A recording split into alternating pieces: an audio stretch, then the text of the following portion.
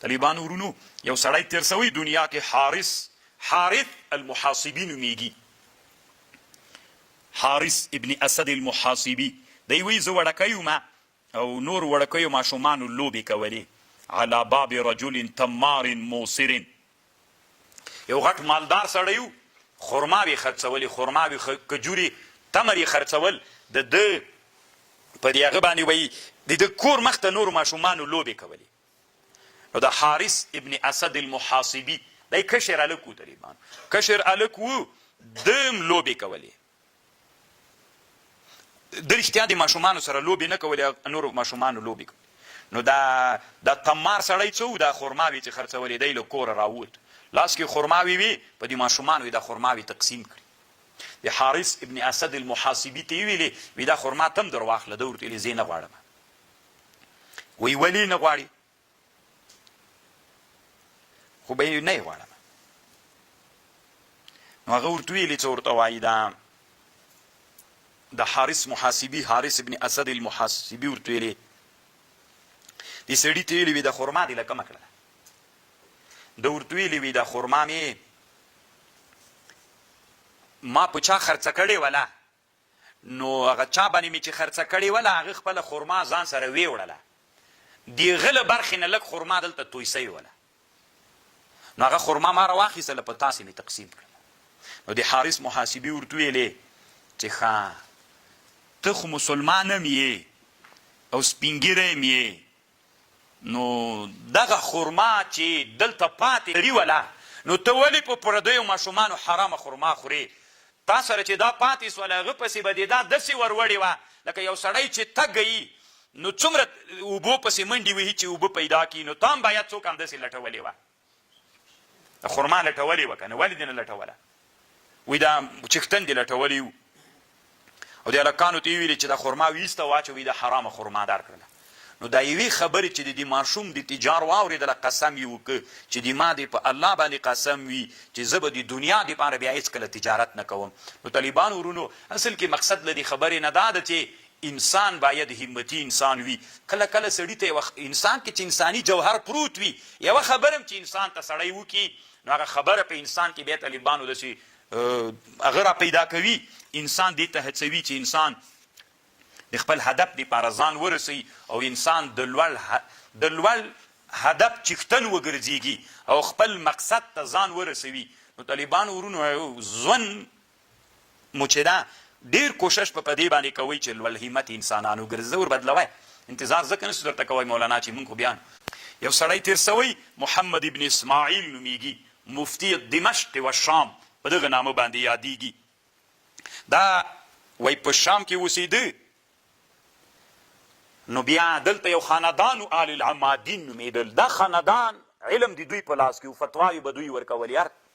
دی نوی ملا را پیدا سوی لږ علم یې زده و،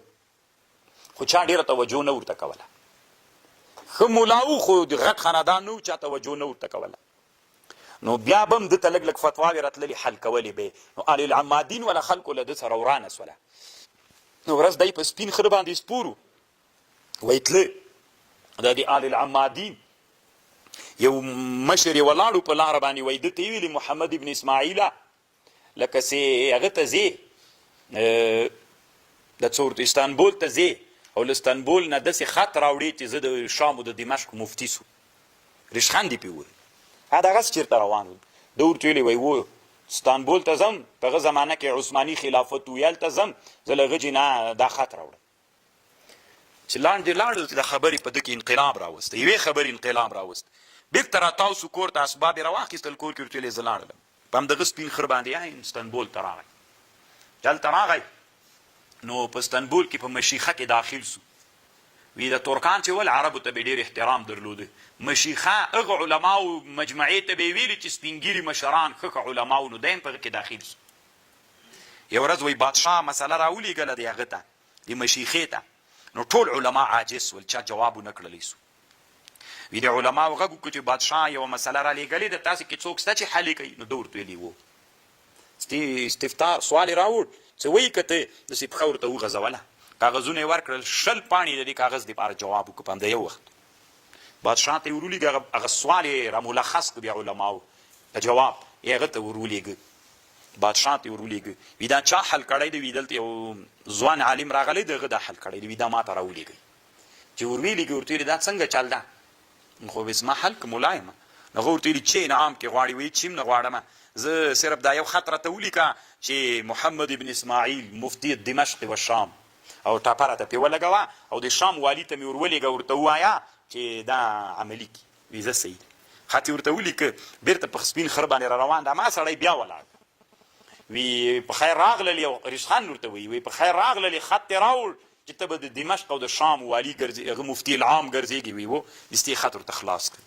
نو طالبانو الله مو همتي انسانان جوړ کړه چې ترخه خبر درته وشي داسې خبر چې یو ښه همت ته مو رابلي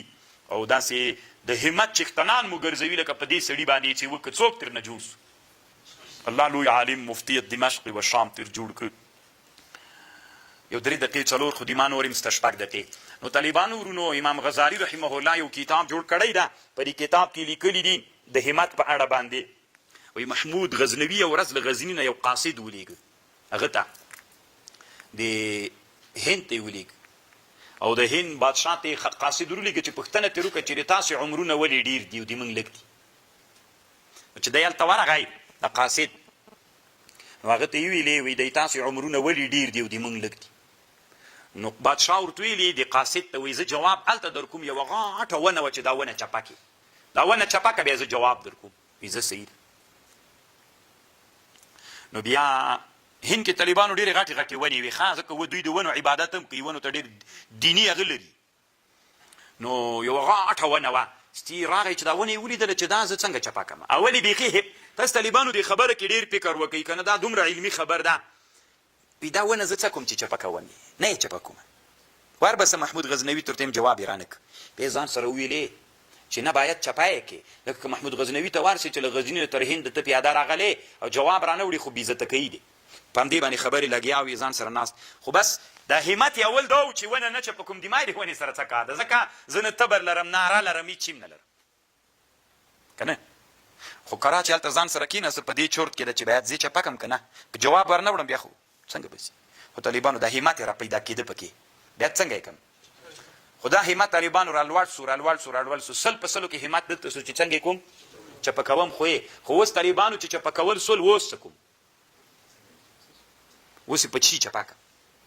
تاسو طالبانو دې ما په دې خبرې کې فکر وکړئ موږ طالبانو بیرته د اندلس اراده لرو موږ بیرته د دهلي د واکمنۍ اراده لرو موږ بیرته طالبانو بیا د ترکستان شرقي او د بخارا اراده لرو که اراده لرو طالبانو بیا دا اراده که رښتونې وای بیا موږ طالبانو اوس اسباب تیار کړي وای ګوره د سړي اول کې همت و ونې په اړه کله چې سل په سلو کې همت راغی اوس څه وایي چې چپه کوم یې اوس په دې فکر کې په چی چپه کړم اوس هغه باندې بحث کوي چی باندې چپه کړم په اره باندې په تبر باندې پر میکار تېر تاو کړم چی وکړم په دې فکر کې لګیا خو چپه کوم خو یې ځکه چې چپه کول د اراده سو بیا هغه اسبابو ته هم کار کوي موږ دروغ وایو طالبانو چې اندلس نیسو موږ دروغ وایو چې بیا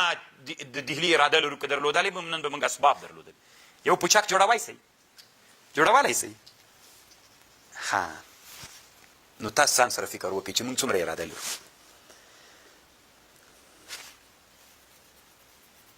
نو هغه راغی څه ورته وایي دا ناست همداسې له ځان سره دا ټول همت و قصد یې ونې ته چې ونې نو زه خو دې تباه کړم بس طالبانو یو دم داسې درز غوندې جګ سو